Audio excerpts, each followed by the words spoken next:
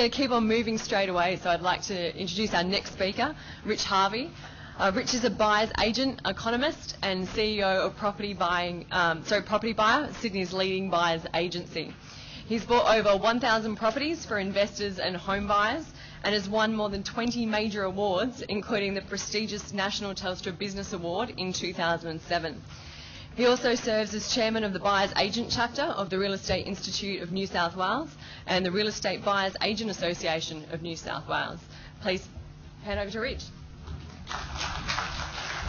Thanks very much, Sarah. You come here today to get some really good information. I can guarantee that 50% of you will do nothing with it and the other 50% will do something with it. So I want to talk to that 50% that are going to do something with it. Who am I? I'm a buyer's advocate. I run a business called Property Buyer. We're independent buyer's advocates. We don't take any commission from developers. We're just on your side. And we perform a tailored search for our clients. So let me talk about some of the mistakes, the what not to do's. So who's made a bad investment decision before? You put your hand up. I'm in that category too. I've lost money. So I teach my clients not to do what I did. But I'm going to give you 7 things. And from a unique perspective of doing thousands of transactions, we get to see what a lot of clients do wrong. Well, not our clients, but other people do wrong. So these are the things we often see as major mistakes. One is people do inadequate research. They might go out on 2 weekends, attend 1 or 2 forums and look online a bit, and they call that research. That's not research. That's just information gathering. Or they'll just be a hopeless negotiator. They don't know how to negotiate well. They think that by offering 100 grand less that's a good offer. Well, they're never actually going to buy the property in the first place. A lot of home buyers we see do the frustrated purchase mistake. You know, they go to a lot of auctions, miss out, and then the wife's there ribbing the husband, come on, you've got to just bid another 20 grand for this one. You know, they'll end up paying more than they need to for the property. I'm seeing smiles and nods in the crowd here for that one. Or buying for tax deductions only, not crunching the numbers correctly. And the biggest one we see is procrastination, just not taking action and not doing things. But you guys are not in that category because you're here today to make decisions, which is great.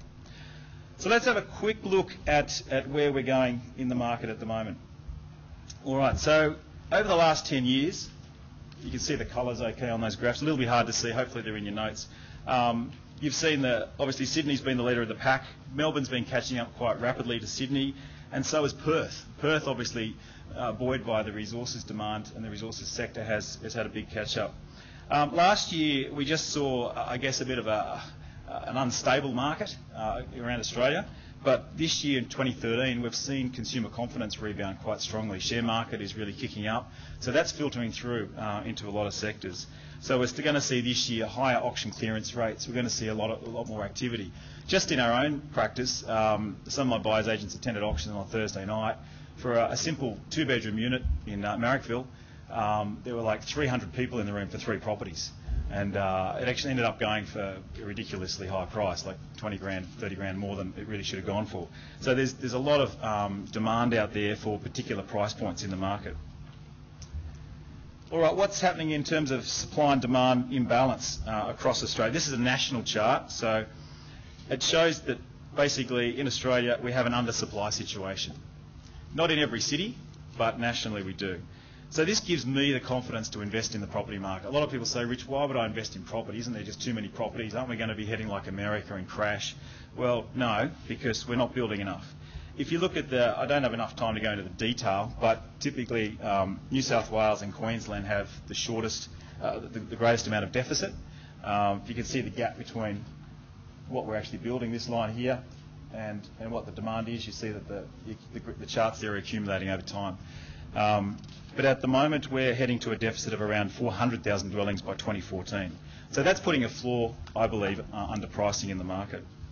A lot of people also say, Rich, the market's unaffordable, you know, that we just don't have enough income to pay for these properties. Well, there's some great research that's been done by Rismark International. The average home price to income ratio is around 4.5 times. Obviously, in Sydney and Melbourne, it's around 8 to 9 times average income to buy an average dwelling. But that's still considered affordable. And actually, because interest rates have come down so much in the last 2 years, we're actually at one of our most historically affordable parts in the cycle. So this just shows where the affordability cycle is running at the moment. We're also seeing mortgage delinquency rates have actually declined as well. So when people say it's unaffordable, well, it's all relative to income. And what about international house prices? How do we compare to Singapore, Hong Kong, and other places around the world? Well, actually, we're not too bad. Australia's the red line on the chart here. We're sitting down here. Singapore, Hong Kong, and Canada have higher prices than Australia. And it's probably good for good reason that we have higher prices here. One, we have fantastic lifestyle, stable political system, stable economic system. So a lot of people are wanting to actually immigrate and move here, and that's also driving demand. So that's a quick, I don't want to bore you with economics, but that's a quick overview. I just want to give you a snapshot there on some macro stuff. My one message that I want you to take home from today is research. You have to do enough research. So how much is enough? Well, don't take shortcuts, number one, but you've got to look at fundamental, that's on-the-ground research, and you've got to look at some statistical research. Ben had some great ideas there and some great thoughts around how to get information at the local government area. That's excellent. So today we're going to look at how you can pick winning suburbs and also how you can pick winning properties. So this is probably a lot of you at the moment. You've got all these questions floating around in your head thinking, how do I find the right area and what sort of criteria should I use to decide on what the right property is? And you might have a lot of rational or irrational fears going around. But you can reduce a lot of that risk just by simply doing research. When you've looked for a car or you've looked for some big purchase item, you've done some research and you feel good about yourself when you know, yeah, I've made a good decision. Well, that's the same feeling you want to have when you buy a good quality property. So let me give you an overview of the process that we take our clients through. I know it's a bit hard to read there, but hopefully you got it in your notes. But we start at the statistical level. There's 15,000 suburbs to pick from. There's over about 350,000 properties on the market at any one time, depending on the seasons in the cycle. How the heck do you decide which suburb and which property to drill it down to? So from that's where we start. You're going to start with your strategy. But I don't want you to confuse searching and researching. You've got to start at the research end of the funnel and then drill down to the search for the individual property. Firstly pick your strategy, then pick the area, then you pick the property. Don't just buy the first thing that's shoved under your nose. So that's the cycle that we go through. So we look at statistical research, fundamental research, then you execute, then you do your search and acquisition process, and then you actually buy the property. So there's a number of steps that you've got to go through. So one tool I want to introduce to you today is called the DSR score, or the Demand Supply Ratio score, which is a fantastic tool that can measure the gap between demand and supply in an individual suburb.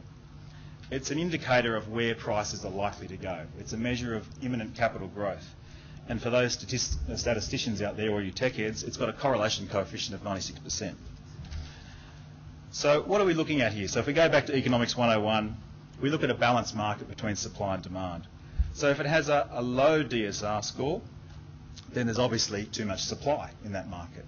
If it has a high DSR score, then there's not enough supply, or demand is going to outstrip supply. So we don't just want to find, the middle of the market. We want to find the trends. What's the areas where that DSR score is trending? It's not so much the number that you're going to pick. It's out of a score of 48. So you don't just want to buy in a suburb that's got 40s. You can actually buy in suburbs that have 15s or 20s, but the trend, you want to be looking at that trend line. So catching that wave to the next cycle. So what are the things that we look at within this DSR score? Well, there's 8 major indicators that we look at.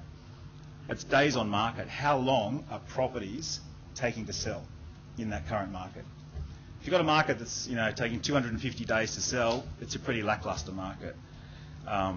What's the vendor discounting? How much discounting is going on to actually get a property sold? What's the auction clearance rates? What's the average yields? What's the stock on market? So what proportion of property stock in a suburb is actually on the market at any one time? And finally, and proportion of owner-occupiers to renters, and then online search interest. So these are the publicly available statistics that we put into an algorithm and calculate a number to give you a summary of suburbs, or shortlist a number of suburbs that could be suitable. So if you've got suburbs that are really low DSR score, 0 to 14, you basically don't want to buy in those areas. You should even consider selling if you've got a property in those areas. So what this particular tool does, it matches up all of those statistics, calculates them in an algorithm, and then gives you an indicator of the supply and demand. If you've got areas that are like, in a balanced market or above 24, those areas have demand on the increase.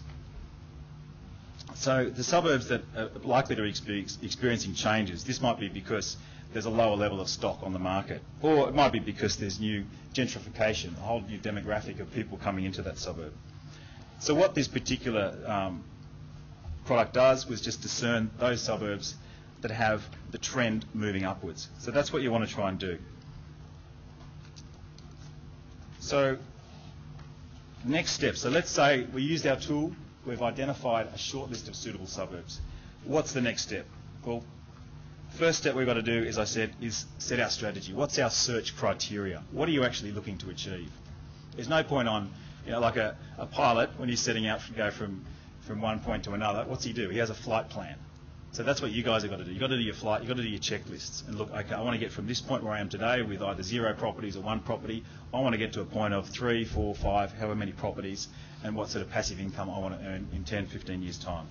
So to do that, you're going to need a team around you. Don't try and do it all on your own. I didn't do it on my own. I brought a team around me, and the people you're going to need is a good finance broker. You're going to need a good solicitor to check the contract. You need a good buyer's agent to find the deals.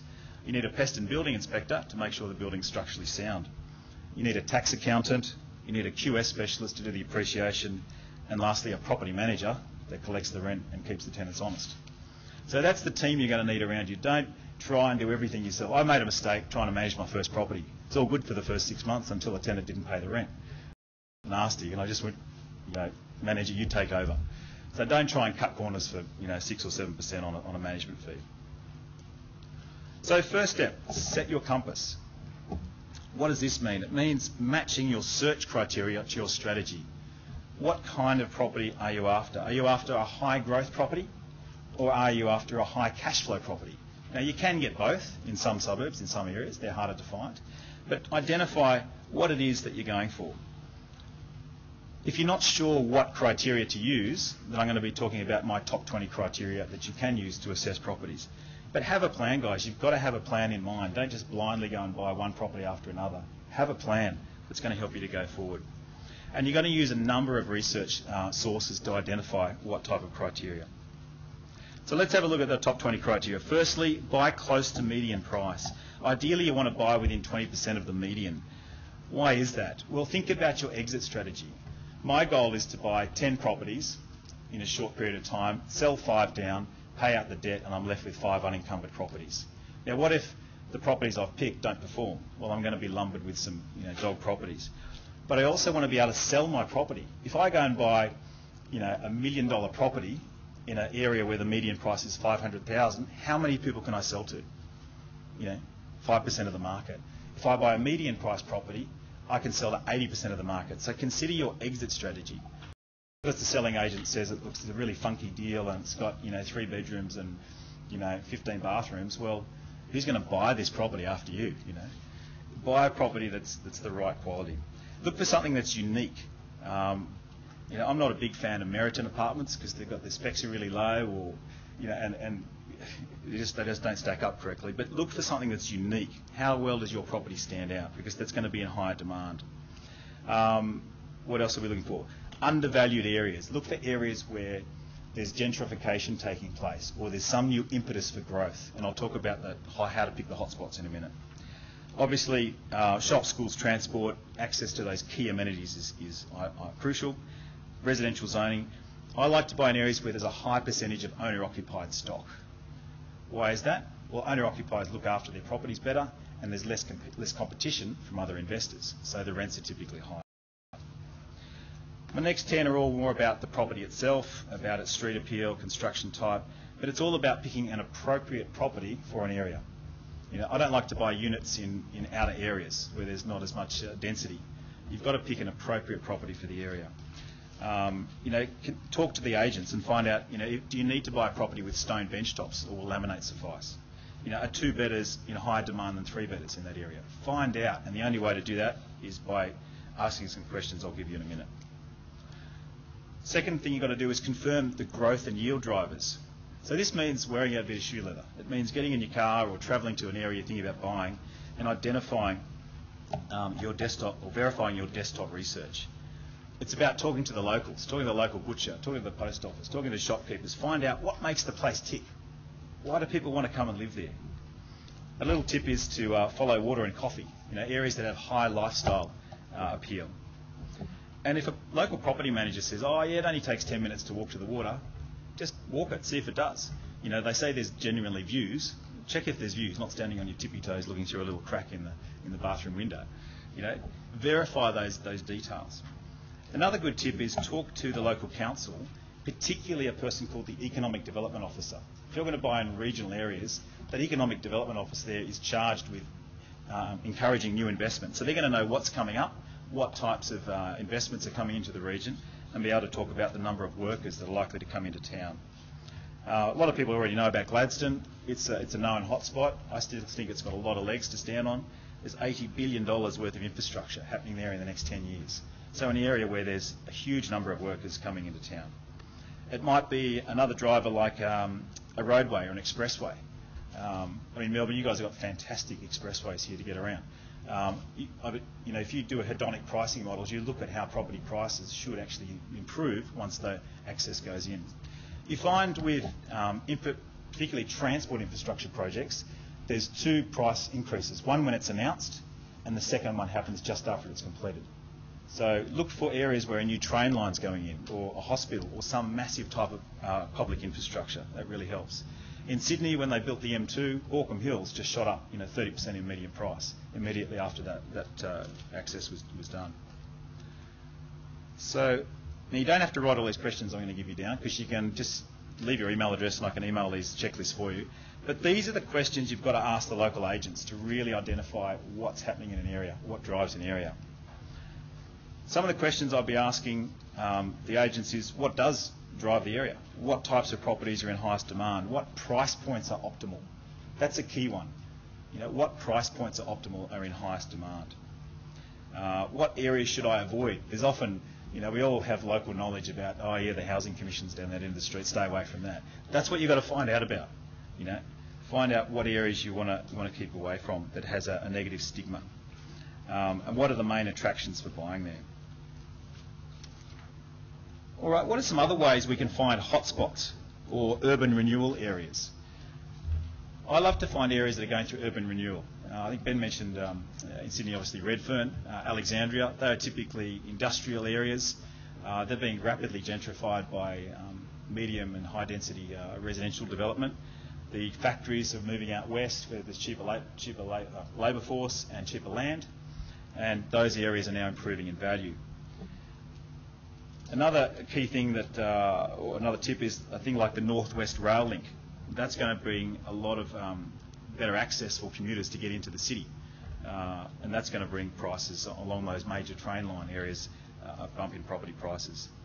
Another thing that people look for is Bunnings or Westfield. And this is not foolproof, by the way. Bunnings and Westfield certainly do their demographic research, but for example, Helensvale, it's on the Gold Coast. They put a new Westfield in there, did a big expansion, but that all is an area that also correlates with one of the highest mortgage defaults. So just make sure you don't always just follow some glib statement blindly. Do your research. Another thing to look for is areas that are affordable. Look for areas where renovations are happening, where there's people taking pride in their properties and really want to uplift the value. Looking at the median income of people in a suburb is a key indicator of how likely a property prices are likely to grow. Because properties are derived demand. We all need a place to live, but we all have to pay for it out of our incomes. So income is one of the key drivers of what you need to look for. Another one is the ripple effect. If you can't afford to buy in a certain suburb, look at the surrounding suburbs. There's possibly some good growth to be had in those areas. So once you start doing that research, you're going to start to see a bit of a pattern. You're going to start to realise that finding the ideal property doesn't just happen overnight. You've got to dig deep enough and ask those questions. The opposite to a hotspot is, I guess, a suburb that's going through stagnation. So what's going to cause a suburb to stagnate? And these are the ones you want to stay well clear of. Number one is population decline. Look at the population growth. Is it going up, down, or sideways? Is there overdevelopment in an area? Are industries shutting down, or is there just a lack of infrastructure?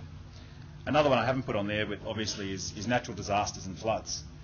Brisbane suffered quite a setback with the floods. but it's starting to recover, and there's actually some very good opportunities in the Brisbane market. Or perhaps there's just the threat of overdevelopment, an overzealous council that's just inviting hundreds of developers to come in. All right, so let's say we've got our strategy sorted, we've got our area sorted now. Next thing we've got to do is start researching. So how do you find individual properties? I've got a picture of a pair of shoes that are totally worn out there, so what does that indicate? You've got to wear out some shoe leather. Get out there, look at 50 to 100 properties in your price range. Now you can do a lot of this on the net, of course, but just be aware that the professional photos that the agents take that make the room look this wide, it might actually only be this wide. So it's like sorry about the one that got away, I caught a fish this big. So just, verify everything the agents tell you. They're not on your side, they're on the vendor's side. You've got to keep extensive notes. There's no shortcut to doing this. You've got to go through a series of iterative processes to identify certain properties. So once you've been searching, all those properties, narrow down your list. Get it down to like 15 properties. Start refining your criteria and getting ruthless. I find some people just can't make a decision. Oh, that one looks good, that one looks good, I just don't know. You've got to get ruthless with your criteria and really understand what's going to make the property work for you. You also need to, when I say monitor broader market conditions, look at what's happening with the number of people at open homes, how many contracts are issued on a property, what's the auction clearance rate. Monitor those broader conditions on an individual suburb basis.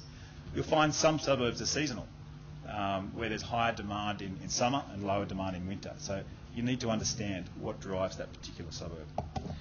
Next step is to get a short list. So then cull your list down to 3 or 5 properties that you think will actually be worth buying. And then you're going to do some detailed due diligence on those particular properties. But realise your research is time sensitive. If you're buying in a certain market that's in high demand and you think, what, I'll just sit on this and I'll just research for another 2 weeks, guess what? So you do have to be very clever and smart about how efficiently you do your research. So some questions around rental due diligence. I've got another checklist here for you. These are the questions you need to ask the local property managers in order to work out what is an accurate rental appraisal. Ask the manager, what can I conservatively get for rent for this property? What's fair market rent for a 2-bedroom, 3-bedroom, 4-bedroom? Would an extra bedroom increase the rent? How many homes are available for rent? What's the vacancy rate? How long do tenants usually stay? What type of features are tenants looking for? That's going to really help you also in your property selection, because if you buy a property with laminate bench tops and a really outdated orange Formica kitchen, and they really want beautiful Caesar stone and all the latest Miele appliances, well, your property's not going to stack up. I've got some other questions I didn't put up here, but you also want to ask your property manager, if you're going to use them for property, how many properties do you manage? How long have you been in business? I've got all these questions I can give to you, but what are your reporting arrangements? How often do you conduct inspections? And you can also start to get a feel for whether they'd be a good manager for your property. Next step is appraise the value of the property. So this is where you've got your short list of properties and you've now got your 5 down to about 2, and you've got to now actually put a number on what's it really worth. Now, we all like to think it's worth, as a buyer, we always like to think it's worth less than what the vendor is willing to accept, and the vendors always like to think their price is up here. So there is a happy medium. There's a couple of ways you can value properties. You can talk to the local agents and get the most recent sales results, because they won't yet appear on the public records. You can buy the data from people like RP Data, APM, ResidX or Red Square. You can engage someone like ourselves to appraise and negotiate for you. But you've got to identify what is the true value of the property before you start making offers. Don't just look at the asking price. There's some agents we know that will underquote properties. I won't name agencies, but they'll put offers over 420. And there's no way the vendor would sell for 420. It's going to be at least 460 plus. But they do that to bait the buyers, bring them in, create competition and a frenzy in order to get the price high. So the asking price is not always a good guide of what the true value is. You need to identify, and this is what a valuer, a bank valuer, will look at. They'll look at the land size, the features of the property, the age and condition of the property. They'll look at the views, its proximity to amenities, its functionality, the ability to add value, its land value, and they'll look at the state of the local market on whether there's any risks on whether the values will go up or down.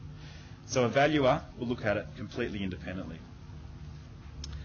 And they'll also compare it to whether a property is inferior, superior or similar to that subject property. So it's really important you do your research well around value. Next step is negotiating. So who loves negotiating in here? Put your hand up if you hate negotiating. You find it really difficult. Yeah, a lot of people do. Look, some of us love it. I love it. I do it for a business. I love it. But some people find it really hard. But negotiation is an art. It's where the deals are won or lost. I've got some great stories I could just quickly share with you. I don't do a lot of investor work, but I do work more at the prestige and commercial end. But I bought a property in Mossman for a client. It was advertised at offers over 10 million. Beautiful house, looking straight out at the Sydney Heads. Been rebuilt from the ground up, 3 levels, four-car garage, gym, sauna, pool, everything that opens and shuts. You press a button and this TV screen comes out of a console. It was just incredible. It was worth every cent of $10 million, but I bought it at a time in the market when, as you know, prestige market's been quite soft. So my client, again, got too emotionally attached to the property and said, Rich, if I walk in, I'll just offer top price. I can't buy it. So got the wife nudging in the ribs, got to buy it type thing. So I offered $7 million for it, and the agent said, Rich, just go away, almost slam the phone down. And you've got to have a thick skin when you're negotiating. Anyway, cut a long story short, it took about 8 weeks, but I got it for 8.15. So it saved the client, almost $2 million, and needless to say, they were very happy. At a sort of a more realistic level for investors, helped a client buy a property in the Blue Mountains. It was an interesting case, very motivated vendor. This property had been through 2 agents. They were asking over $600 for it. My client wanted to buy a holiday house, something that they could then rent out on a short-term accommodation basis in the Blue Mountains. So they wanted $600, as I said, and they were retiring and wanted to move closer down to Sydney for the grandkids. So we knew the motivation of the vendor. So trying to understand the motivation is a really key thing in this process. Anyway, we ended up getting it for $550. So it just took a bit of time. And it's not about rushing negotiations, but it's knowing how to time your offers to actually get the right price accepted. But it's also not about just getting the most discounted price. In my case, I bought a couple of properties where I've paid full price. So the agent, you think as a buyer's agent you get a discount, right? But I've actually paid full price for a property where I knew it was going to be a performer long term. But I knew I just had to offer full price to secure it and get it off the market. And I'm happy I've done that because I know it's improved dramatically in value. Last year we also got a couple of mortgagee sales from a very motivated developer that had to sell. We got some properties in Townsville, bank valuation $455, and we secured them for $405. So had some very happy investors there as well. So that's a bit about negotiation. Your last thing, stick to your limited auction. Don't go above it. So just quickly, what does a buyer's agent do? And then I'll move into some case studies. I think most of you know what a buyer's advocate does, but for those that don't, we offer a tailored search solution. We take your strategy and identify property. Most of the properties we buy are established. They're not developer stock. If they are developer stock, then we rebate 100% of the commission to you. We charge a flat fee for any property basically under 500,000. It's $9,000. If you're buying from a developer, there's going to be a 25k commission. So you're already going to be ahead if it stacks up.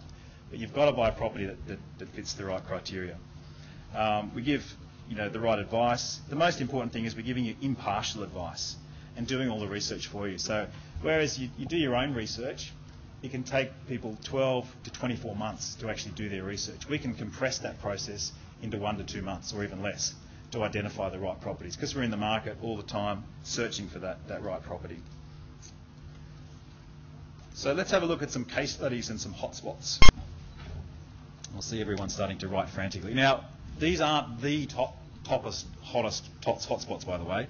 I'm limited for time, but I just want to give you a sample of what we've found and what we identify as hotspots for our clients. First one, and this has already been mentioned actually, is Western Sydney. Western Sydney, that's his name, gone blank on the name, the economist from APM, Andrew Wilson, also highlighted Western Sydney as an area that's very affordable, an area that has high rental demand, strong employment opportunities, and is likely to grow. The strategy we use out there is a granny flat strategy and a renovation strategy. We buy blocks around 600, 700 square metres. To put a granny flat on, it only takes 10 days to get an approval. It's a complying development. We add a granny flat to the site. The price point for the house is between $220,000 to $300,000. The granny flats, the construction cost 72 grand for a 1-bed or 92 for a 2-bed. So the combined rental from those produces a gross yield around 9%. So a couple of pictures of some recent ones we've done. They're quite nice inside. They're not just a shoebox. There are other providers out there that build these tiny little things that are like 20 square metres and you can hardly swing a cat in there. But the house, we also coordinate a renovation typically on the established home, around a 20k reno. We just polish the boards, new kitchen and paint work, and that increases the rent from around sort of 270 up to around 300 or 320 per week. And then the granny flat, the 1-bedders you're getting around 220, 230 a week for those, and the 2-bed flats you're getting around 290 a week in rent. So a great return. We also believe you're going to get strong growth. So if you're getting 9% cash flow, 9% yield, and around about a 6% growth, that's almost a 15% total return, which is a really solid investment going forward. There is, people say, oh, Rich, but aren't there all those drive-by shootings in that area and all that stuff? Well, that happens anywhere, So, again, you have your insurance, you have your good manager looking after it. So, again, you've got to, as an investor, be unemotional about what you're buying, Think about the cash flow you're going to get. All right, Emerald's another spot that we've been putting some clients into. Why do we like this market? Very tight supply, high rental demand, and a multiple mining area. The type of properties to buy there: townhouse or house or a furnished apartment. Price point, again, is in that affordable range. The yields have come back a little bit in that area, but we do believe they're likely to increase again. And that's the risk you've got with these mining areas, is sometimes they will really peak, other times they'll dip up, and then they'll kick up again. So as long as you're aware as an investor what your risk tolerance is, then you can go for it. But just be aware of what the rental market is like. So in those areas, you can pick up a 4-bedroom home around $469 that'll rent for around $650, $700 a week. The key as an investor is only work with a reputable company that's actually going to finish the project on time and to spec. Make sure you can check out their track record and pick areas that have what I call pie growth: population increase, infrastructure and employment. It's another take home today. Look for areas with pie. All right, another spot I've already mentioned is Gladstone.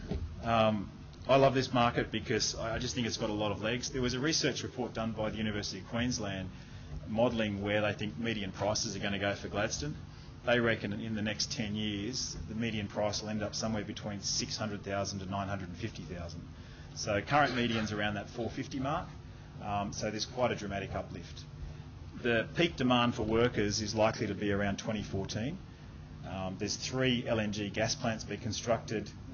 There's a steel manufacturer, aluminium manufacturing, coal exporting. There's a massive range of different industries. So there's not just one employer in town. It's quite a pretty town. It's a little bit like Newcastle. It's got a little bit of tourism because it's at the southern end of the Barrier Reef. Price point for a house around about that early 400 mark, up to around 520. You can spend more, but I'm just always wary of spending more than you need to in that particular market. So it's a good opportunity there. Types of properties, you can get high growth and high yield. Some of the workers like to live just out of town rather than in town. And again, there's certain pockets where you don't want to buy in Gladstone. There is some housing commission areas, and there's also particular streets where you get those, what do you call them, midgies, those sandflies. There's certain streets that back onto creeks. So getting that local knowledge from local agencies is critical on where to buy and where not to buy. Another great hotspot we love is the Hunter Valley. Why do we like this market? Again, it's only 2 hours drive from Sydney.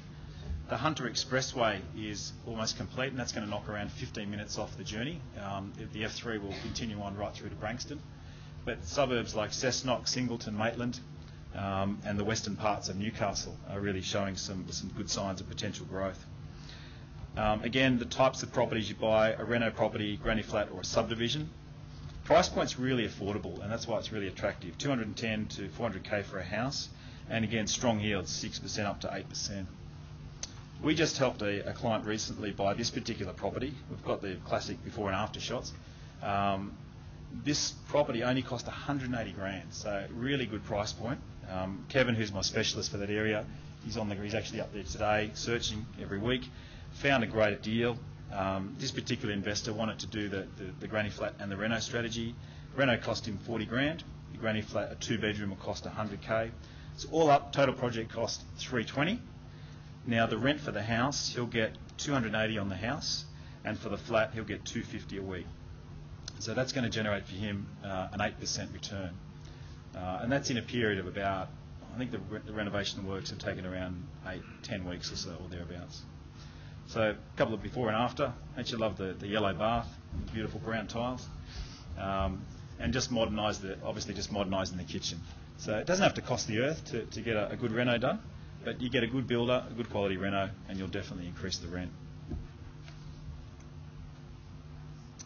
All right, this is a property we bought for a client back in 2007. So what I would say, you don't always need to buy brand new properties. A lot of our work is established properties, but just buying a good quality property in a high demand area. This property was in Leichhardt. The client paid $645 in 2007, now valued at over $975. So a good performer. I think it's like on Ben's chart, he showed, the point at which, the crossover point at which you nurture a property and it will become cash flow positive. So you can get a good mix in your portfolio of growth properties and cash flow positive properties, and that helps support your portfolio all the way through. But it's about identifying the suburbs that are going to perform long term. This particular area, Leichhardt, Norton Street is renowned for good coffee and Italian restaurants. Not far to the city, a lot of amenity in that area, some really nice parks, and it's quite a trendy area to live. So I think I mentioned this before, but just quickly, how do we work as buyers advocates? We do everything for you. We've got a service where we shortlist the property, do a full search, provide the research, and appraise and negotiate the deal. We provide all the research and due diligence for you. So on a typical investment property, it might be around 500k. There'll be around a 5% agent's commission there. Just be aware of that. We can get all of that discounted to you. We charge a flat fee of 9, so you'll end up buying it at a net benefit. But again, that would only work if it stacks up. On an established property, it's all about getting into the right market and paying the right price for it. So just as a summary, I hope I've been clear today. Don't confuse searching and researching.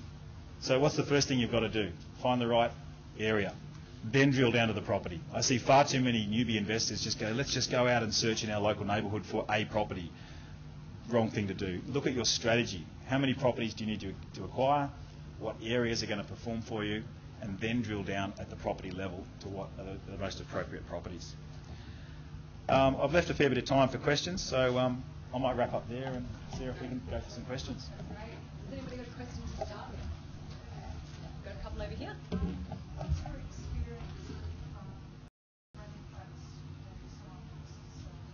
Sure. Yeah, a great question. Yeah, how are they when they want to sell, exit, and also what's the value? We're finding the banks are typically valuing them at construction costs, so there's nothing extra you're making on them at the moment, but wait for capital growth to kick in. So I believe the valuations are stacking up okay. In terms of exit or selling, there's opportunities to sell to another investor or to an extended family. There are a lot of families that, literally a grandma live in a granny flat, or families with teenagers, or a lot of migrant families, want to bring their relatives over. So to have an alternative accommodation on the same site is in good demand. A lot of our investors haven't sold yet because they're just enjoying the cash flow. But I can, in 10 years' time, there will be an occupier market.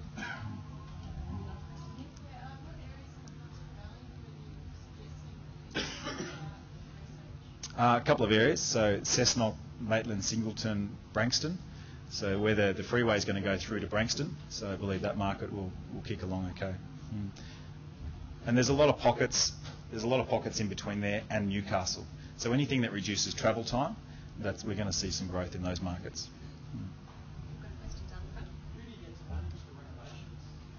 For the granny flat, our builder does that. So the same builder that does the granny flat also does the renovation. So in my team, Stuart Fraser is our manager for the granny flat strategy. He project manages it. He sends you photos of everything.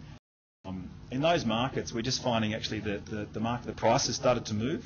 So we think the yields at the moment they're around 9%, but I think they'll come back a bit. But the upside is you're getting growth. Yeah. So Stuart would manage it, send you photos. Just wondering if you get it wrong in that scenario, if that happens, and so someone has actually used your services to get a better sort of equity return and all that. So what's sort of your position with that? Do you have a guarantee that if you use your services as a property buyer that you will get sort of higher returns? We can't guarantee anything because it's the market. It's like saying to a stockbroker, guarantee me this share is going to perform. But we de-risk it for you. I guess the key thing we do is by using a buyer's agent like ourselves, we're doing all of the research to de-risk it. So rather than buying in a suburb that is likely to languish or not perform, we're identifying the right suburb for you to perform, and we're putting in those extra protection mechanisms. So even on, just firstly on the research, secondly on the appraisal part, so we wouldn't let a client pay more than they need to. We'll walk away from auctions. Like, we set a limit, we advise the client anything above that is an emotional purchase. We'll just walk away. Thank you. Just with a granny flat scenario, do you need to be purchasing a property that enables subdivision for that to happen, No. or it's just on one title? It's on one title. They're not subdivisible. So the state legislation is they've got to be 600 square metres. Sorry, I think it's 450. Sorry, I've got to get the members right. But it's not subdivisible. It's got to be a minimum lot size, and they can just. But it's got to be positioned with certain setbacks. So you can't just buy any block. There's certain setbacks, and you also want to make sure there's enough easy access where you can get the car or the car spot for the granny flat parked in the front yard, and then the car for the house also in the front yard. So you've got to get the right spot. Yeah. What's your opinion on Toowoomba? Is it too early to know if any of the projects are any good? Yeah, Toowoomba's a market we're watching at the moment. We're going to be starting some research in them. I've been looking at it for a while. It has had a good bit of growth, but again, it's a bit further from Brisbane. Obviously, it's a bit further out, but I do think it's a market that potentially has legs. Yeah. Morning, Rich. Liz is the name. Your strategy, what about if you've got a pre-existing property and we would just like to engage your services to put a granny flat at the back? That's fine, yep. Yeah, in Melbourne? In Melbourne? No, we don't operate. Not for the granny flats in Melbourne, sorry. Bugger. But I can refer you to another company. Yeah. Okay. Done.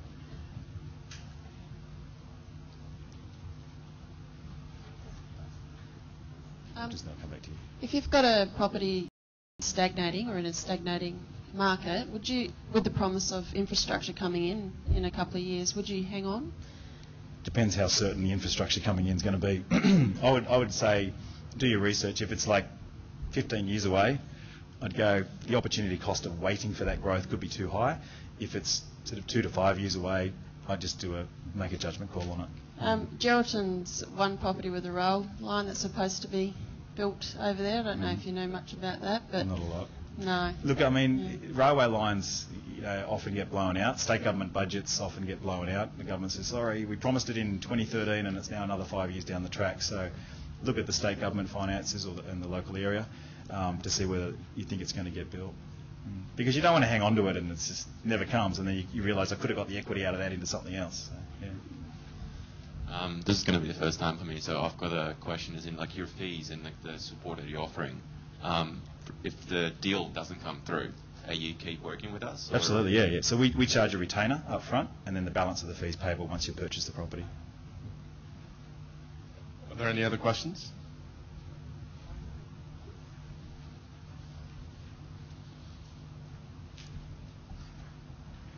What do you know about Newman? I know there's a lot of new properties coming on the market there, but the yields are really high.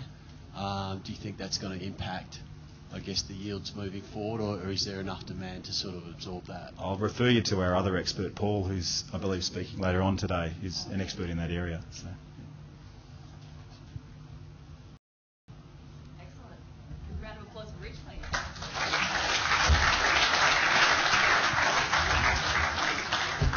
Thanks so much.